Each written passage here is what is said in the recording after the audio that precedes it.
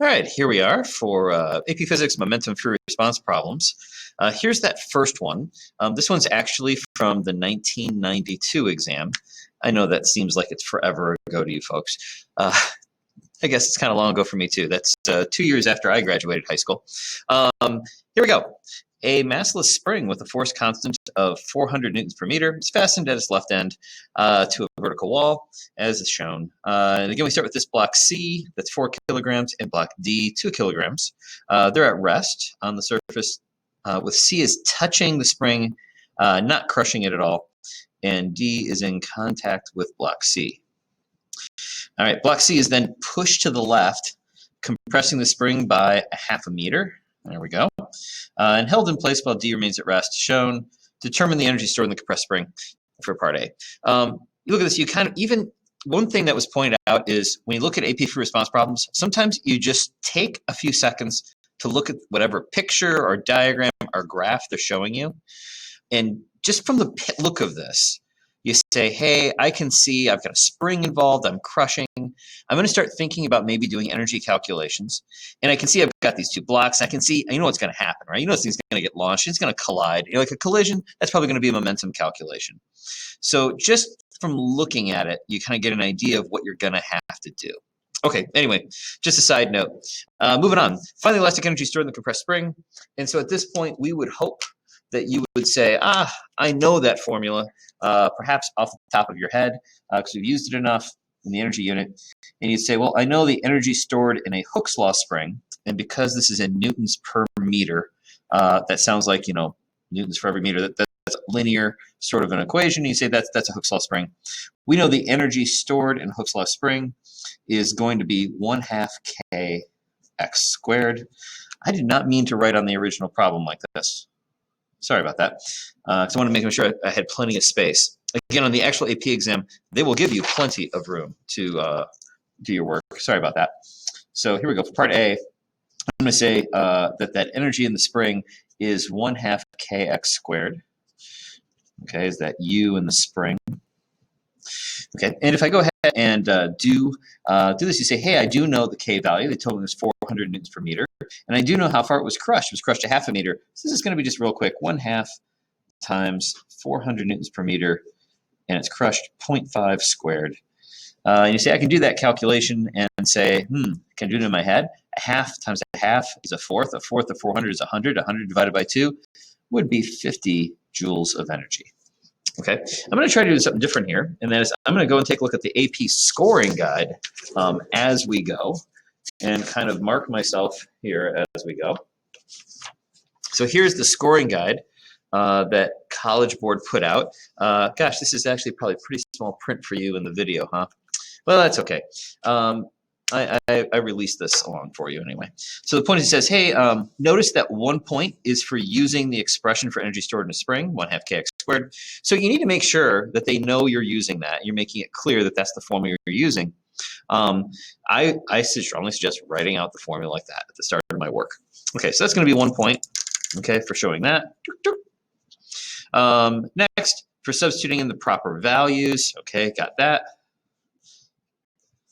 And then a point for your answer, 50 joules. Okay, so that's 3 points for that section. Okay, let's go on to the next part. They say, okay, now we're going to let go. Block C is released. The spring is going to accelerate it, push, push, push, push, push, push, push. As it uncoils, it's going to push on C.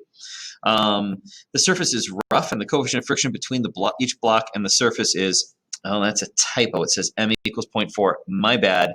That's meant to be mu. I'm going to write right on this. That should be mu. That's my coefficient of kinetic friction. Sorry, when I converted this from a Word doc to a Google Doc, it does not recognize Greek letters, and I have to go back through and catch them all and redo them. Sorry about that. That's my coefficient of friction there. It's 0.4. The two blocks collide instantaneously, stick together, and move to the right. That's what we call a perfectly inelastic collision. Remember, the spring is not attached to block C, so C is going to be released and C and D will travel along. Determine each of the following. The velocity of C just before it collides. So you say, well, I'm going from energy stored in a spring to the kinetic energy here. We're going to do an energy calculation. Like I said, working with the spring almost always you should be thinking about energy as your go-to there. So we're going to call that V of C just before the collision. So for me, I would set up my big work energy theorem is what I would do, and I would say sigma W is delta K. I'm going to say my system. Make my system block and the spring. Because if I'm thinking about the block, I would be like, oh, work by gravity, work by normal, work by friction, and the work by the spring. But if I include the spring in my system, that is no longer, and this is going to be delta K. I'm going to go ahead and, yeah, sure. I would go ahead and, if I include the spring, then that spring block system, I'm rearranging that spring. I'm changing how much energy is stored up in the spring. And the work, more importantly, that force from the spring is no longer a force from outside the system. So it won't be a work term, but instead, I'll have a delta U spring here, right? Okay, we know the gravitational force and normal force are perpendicular to the motion of that block, so those works will be 0. So I should just have work done by the friction force is going to be equal to, and then final kinetic minus initial kinetic of the block plus the U spring final minus U spring initial. Now you should recognize that at the start, the block starts from rest when it's compressed and when I let go. And so this K naught is going to be 0. And at the end, by the time C gets to contact D, oh, that's the point where the spring's no longer compressed. There would be no energy stored up in the, whoops, at the end. Sorry, not the start. The start, there's plenty of energy. There's 50 joules at the start, right? Sorry about that. So we're looking at this as that spring uncoils or uncompresses, decompresses, and going to when it's fully decompressed. Okay, so here we go. When it's compressed and when it's fully uncompressed or decompressed is what we're looking. All right, so I should have then 1, 2, 3 terms in my equation. The work done by friction, I could use that integral work equation, the integral of that friction force dot dx. But I think we recognize that that friction force, kinetic friction, is going to be a constant force. So it would pop out of the integral, and the angle between friction and the motion is going to be 180. And so this is just going to be cosine of 180, and it's a constant angle. So that's all going to pop out of there. So this is just going to become friction force cosine 180 delta x, right? Final kinetic energy is going to be 1/2 mass of the block times the velocity of the block when it strikes there squared. And then we've got minus the energy in the spring at the start, which is what we derived up here. That's why I'm not going to bother writing the formula 1/2 kx squared again, because we already did it there. All right, so that's what I'm doing. My goal is to find the coefficient of friction where it says this friction force. I'm going to substitute in mu n. And I'm not going to draw out the force diagram, but we know that gravitational force and normal force are going to balance each other here for C. They're the only vertical forces, and we're not accelerating up and down. So I'm just going to write mu mcg. Okay, so that's the normal force. All right, cosine of 180 is just -1. Just going to take care of it like that. Delta x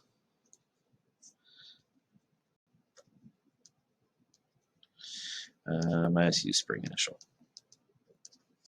Okay, at this point, I believe that I know everything in this line except for mu. Okay, so I can solve for the mu. I know the mass of C is 4 kilograms. I know 9.8. I know the distance it goes is 0.5 meters. I know, again, the mass of C is 4 kilograms. VC is what I'm trying, I'm sorry. I know mu. Sorry, that's that 0.4. Sorry, VC is what I'm trying to find. Whew. Anyway, and I know U spring. I know everything in here, so I can solve for that VC. That'll look like this. Spring initial minus mu mcg delta x times 2 divided by m squared. That's going to be VC, so I would take a root of this, and that would be VC. Okay, put my values in. I want the root of 2 times energy of the spring was 50 joule minus 0.4 times the mass of C was 4 times 9.8 times that displacement of a half a meter, right? Divide all that by the mass of C squared. All right, that's it. And so now I just punch in my calculator, or perhaps I can do it in my head. Some of the older problems, they rigged them so that you could do the math easily in your head if you round G off to 10, and that was considered okay to do that. If we did that, that actually is pretty quick here, I think. Yeah, that'd be pretty quick. Yep, because I'd be like, okay, right, I can do it. Yeah. Here, like a half times 4 is 2. 2 times 0.4 is 0.8. 0.8 times rounding that to 10 would be 8. 50 minus 8 would be 42. 42 times 2 would be 48. 48 divided by 16 is 3. That would be the root of 3 meters per second VVC. If I'm really, that's approximate. If I go ahead and actually put the 9.8 in, I've got a calculator. It only takes a second. Just interesting that they originally made it so you didn't have to do that. 50 minus 0.4 times 4 times 9.8 times 0.5. Like I said, they used to do it that way because they didn't allow you to, well, that's right. I was going to say they didn't allow you to have calculators at first. Okay, and if I take the, wait, that didn't come out to be 3. What the heck did I just do? 50 minus 0.4 times 4 times 9.8 times 0.5, right? Times 2 divided by 16. Okay, I did something wrong. See, it's a good thing I have a calculator, huh? A dang good thing. All right, if I take the square root of that, what did I do wrong? I'll have to watch the video later and find out. This ends up being 2.295. Let's just round that off. I think 2 sig figs is fine for this problem, right? Let's say 2.3 meters per second. Okay, is my answer for VC. All right. Huh. That makes me mad that I messed that up in my head. How did I mess that up? 1.6, which would be 0.8, which would be 8. 50 minus 8 is 42. 42, well, it's 42 times, I don't know what I did. 42 is 84. 84 divided by 16. All right. Yeah, this wasn't one where you could do it without the calculator. Like, I think it was the multiple choice part they didn't allow you to have a calculator for. But you could have a calculator for the free response. So, but like way back when, they tried to even write the free responses so it could all be done in your head. All right, here we go. Moving onward. That was part A. Part B. Let's go to part C. Now they want to know the speed, the final speed after C and D collide. Remember, they're going to collide and stick. So collisions. Oh wait, sorry, I forgot to look at the scoring guide. All right, let's see how the scoring guide looks. All right. Whew. Okay. So the scoring guide, they say, first of all, for recognizing conservation of energy or work energy theorem. So you say, so I'm getting a point just for using this, right? Let's see here. All right, whatever. So I'm getting a point just for using the work energy theorem. All right. Next, kinetic energy being 1/2 m VC squared. Yeah. So this is worth a point. And then work done by friction being mu times the normal force times the distance. Okay, so that's mu times the normal force times distance. That's kind of mixed up in here because I didn't, show that clearly there, but that's okay. And then let's see here. And then we're getting a fourth point for seeing this whole thing written out, essentially. All right. Yeah, seeing that 1/2 mv squared is equal to that potential energy minus this term. Okay, so this term, I'm getting this written out like that. I'm getting a point for that whole expression. And then solving for VC and substituting, getting your value at the end. Okay. All right, so that's 1, 2, 3, 4, 5. 5 points for that part. There's a note here. It says, full credit's also awarded for correct alternate solution using integral of the net force times the distance, where the net force is equal to the force of the spring and the friction force together. To find the kinetic energy and then computing the speed. Yep, you could also do that. Because both of these, what they're saying is, because both if I don't use potential energy, I'm just using sigma W's delta K, and I take the force of the spring being an external force and the force of friction, and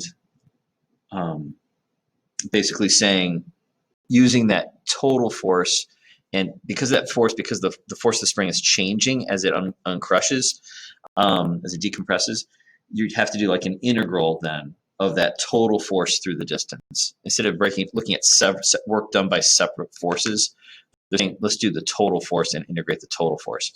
I don't know why you would want to do it that way. Alrighty, I think this is much clearer. And oftentimes they'll ask you on problems for like the work done by a specific force. So I think it's best to do it this way. All right. Okay, so that's part B. Okay, let's go on to part C. All right, part C. They say they would like you to find, we just did that. So we just did, sorry. Right? No, I'm sorry. The speed after they collide, right? This is what I was just starting to do, and then I realized I forgot to talk about the scoring. Okay, we want to find the speed of the two blocks. They hit and stick. How fast are they going after the collision? And you say, oh, collision, I'm probably going to use momentum there. You say, so for part C here, can I say that the momentum before the collision equals momentum after the collision? We're looking at horizontal momentum, and so you say, what horizontal forces are acting before and after? You say, well, what horizontal forces are acting on these? Just when they hit, that's when the spring is no longer stops pushing. Okay, it's exactly when it stops pushing. That spring is back to its uncrushed length. So I'm not going to have, and this isn't detached, I'm not going to be stretching the spring after that. So there's no force from the spring during the collision. And you say the only other force is friction. And you're like, well, isn't during the collision that friction going to be acting too? There won't be another horizontal external force acting? Here's how they're cheesing around that. They tell you here that collision, the collide instantaneously, right? Stick together, move to the right. In other words, that friction, right? We talk about changing momentum requires an impulse, a force through a duration. That they're saying that outside, if I consider the two blocks C and D as one system, that outside force from friction during the collision acts for such a small length of time, it's not going to be significant just for the collisions. We're looking immediately before they hit and immediately after they hit. You know what I mean? So it's like, bing, like right there, we're like analyzing before and after. So it's like they haven't hardly moved at all. You know what I mean? So that force from the impact is probably way bigger than the external force of friction there anyway. So we're going to ignore that force of friction. And so we will be able to say that our impulse, which is the change in momentum, that's effectively zero, that external impulse, assuming our system is both blocks, C and D. All right, I know it seems, I don't know if that seems a little cheesy to you, but a lot of times for collisions, we will analyze immediately before the collision to immediately after. We won't give these external forces like friction, air resistance, like enough time to act that they will affect the momentum. Again, that's why, and I don't have to worry about energy leaving the system because it's so quick. I wish I hadn't said that, but I don't have to worry about that impulse because it's time's so short. So anyway, so looking at this then, that means that the change momentum is zero. That means the initial equals the final, again, for my combined system. So I can say mass is C, velocity of C. Again, that's what we called. VC is the name they gave to the velocity just before the collision. So I'm using their variable, plus zero. D didn't have any momentum before. Afterwards, they're going to be moving together. So MC and MD will have the same final velocity. So I can do combined together times that, and I'm going to use their variable. They called it VF. So that's their velocity afterwards.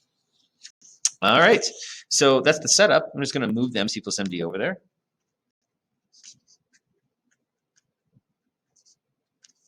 All right, I feel like I'm writing a little bit faster and sloppier than I normally would. Sorry about that. Let's put in our values. The mass of C was 4 kilograms. The velocity beforehand, that was that 2.3 we came up with here. See, so should I be using that unrounded number that I got in my calculator? I got like a 2.2956. Sure, probably. I'll go down a couple extra digits just to be on the safe side. And divide that by the combined mass 4 plus 2. All right. So if I take that, I just have that answer in my calculator. Just keep that whole thing. times 4 divided by 6. That's going to give me a velocity of 1.53. I'm just going to round that off to there. 1.5304 meters per second for V final. Okay, again, notice I'm putting units on, of course.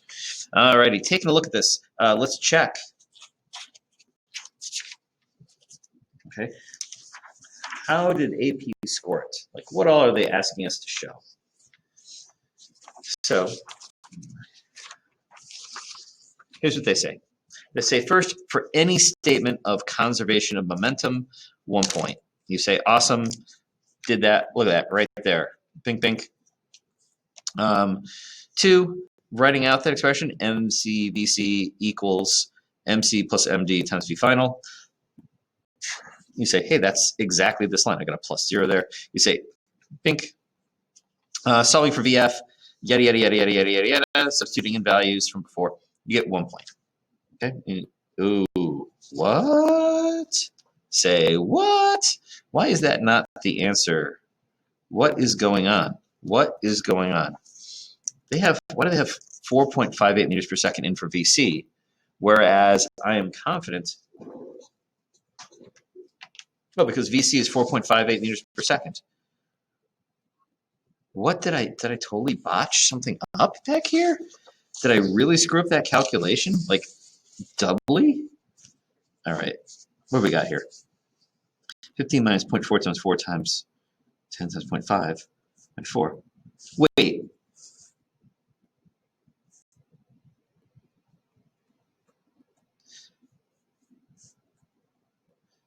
I have a MC squared here, and they don't seem to have MC being squared in theirs.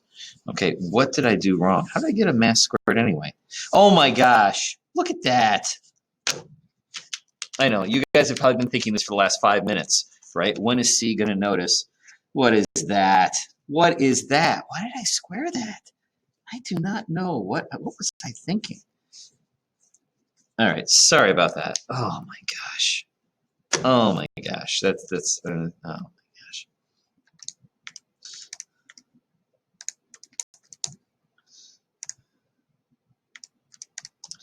Right? Times 2 divided by 4. And the square root, 4.59, right? Because I'm using the full 9.8 instead of rounding it to 10. That's why my number looks a little bit different than the one on the scoring guide. Oh my gosh, that's really embarrassing. Look at that. How sad.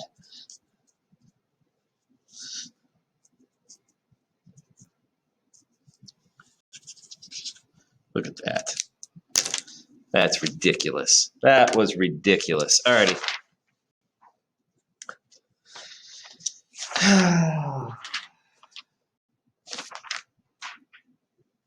Getting back to this, which means my velocity here is going to be 4.58. Wow. I got 4.59. I'm going to keep my number. 129, da da da da da. Okay, trying that again. Okay, so taking that times 4 divided by 6, yeah. Okay, 3.06 meters per second is what I get.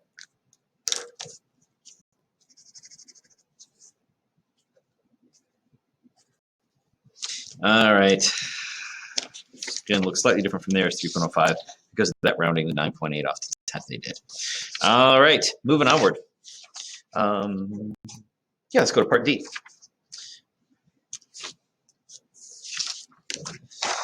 Okay, part D says, can you find the horizontal distance the blocks will move before they stop? Okay, so you're like, okay, well, as they're sliding along together, because of that perfectly inelastic collision, there's still that friction force acting on them that's going to slow them down to a stop. You say, hey, this is just an F equals ma type calculation, isn't it? To find the acceleration, and then once I have that, then I'll plug into kinematics to find how far they go before stopping. Yep, that's what I'm going to do. So is it okay that I jump right ahead to the kinematics calculation? Oh, by the way, this was, that third point was for the answer, right? That was 3 points for that part. Alrighty. Here we go, last part.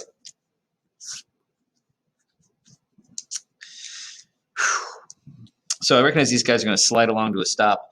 I'm going to list out, anytime I'm doing a kinematics thing, I like to list out the 5 motion variables. I think it's helpful. Oftentimes sometimes you get points for things like this, like on projectile problems.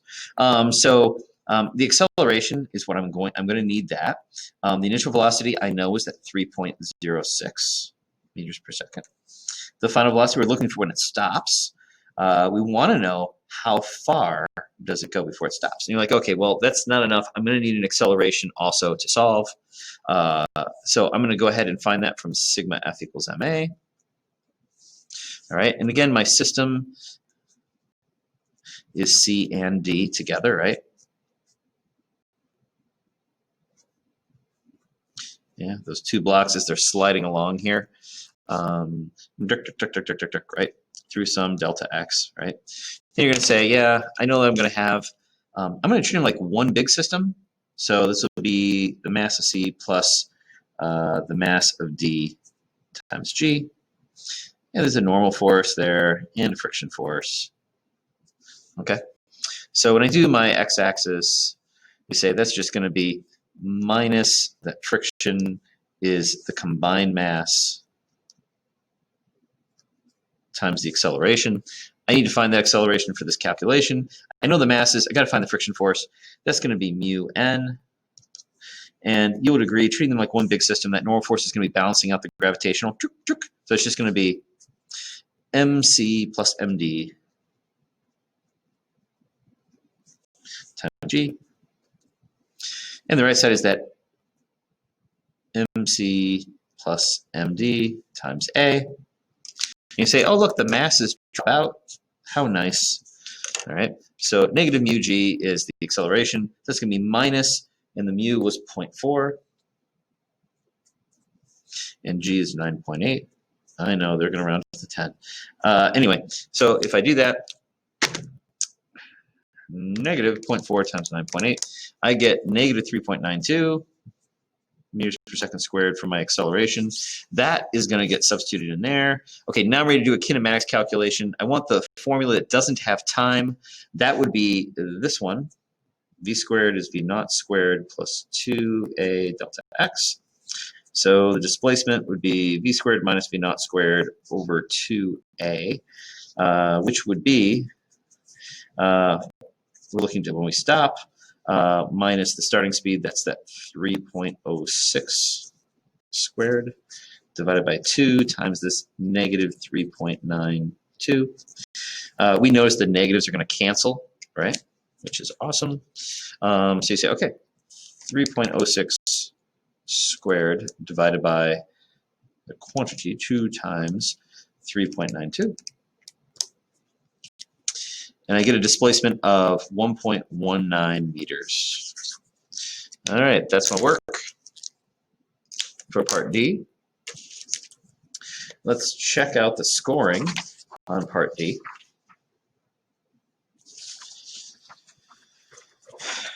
Okay. First glance, I notice there's a solution and an alternate solution. Let's start with this one. Okay, they started doing in an energy format. I'm going to skip and come back to that. Look at me thinking alternately. They say, hey, they're going to say, for using sigma f equals ma, you say, of course. Okay, we get a point. Most important formula in physics, of course I'm going to use it. Then they say, rearranging, solving for acceleration, they got 4. Okay, that 3.92 again because they're rounding to 10. But yes, we're getting that. And then using this, v squared v naught squared plus 2a times the displacement or other appropriate kinematic equation. And a point. You notice, by the way, it's for using it. You can't just list out all the equations and hope to get points for listing equations. You need to use it for them to give you the point. Of course. And then they substitute in their values and get 1.16 meters. Again, that rounding they did, this is acceptable, okay, for both. Okay, now when I do this, this is 1, 2, 3 points. And so if I run through, you would say, hey, 3 plus 5 is 8, plus 3 is 11, plus 3 is 14. You say, hey, AP problems are supposed to be out of 15 points. That's why they gave for correct units on all answers, the 15th point. That's what it's like. I think that when they're going through and they're writing these, sometimes it doesn't quite come out to be 15 points, and then they'll give an extra point for using correct units. And so running through, you're like, hey, just make sure energy in the spring, I use joules. For the speed, I use meters per second. For the speed here, I use meters per second. And for displacement, I use meters. Hey, I get that extra point for units. Hooray! So that's the 15 points. Now, as a side note, they did say there's an alternate way of solving this last part. There is, and that's to use energy to say, we're trying to see how far those blocks will slide. You know, I don't know where I put the actual original problem, where I set it down now. So I don't have the diagram to show. Oh, there it is. We're looking at this after it collides. We're looking at it from after the collision to as they slide to a stop. So if I'm treating these two as starting off moving together, they have a certain amount of kinetic energy there, and they're going to slide to a stop. They won't have any kinetic energy left. It's all been dissipated into thermal energy by that friction force. That work done by the friction will be the energy that's dissipated thermally. So I can just go ahead and calculate the work done by the spring. You're like, oh, well, that's just going to be losing all that initial kinetic energy. And you say, well, the work done by the spring, so the kinetic energy to start is the work done by the spring, and the work done by the spring is that force through a distance, doing that work formula. I can calculate the friction force from UN, and then I can just figure out then what that distance is. Does that make sense? I think it makes sense. You're going to get the distance from the work term in your energy balance. All right, so that's it. That would work too, and you ought to get the same answer out. Okay, that's problem, the first free response problem, which is from 1993, I believe. Yes. All right.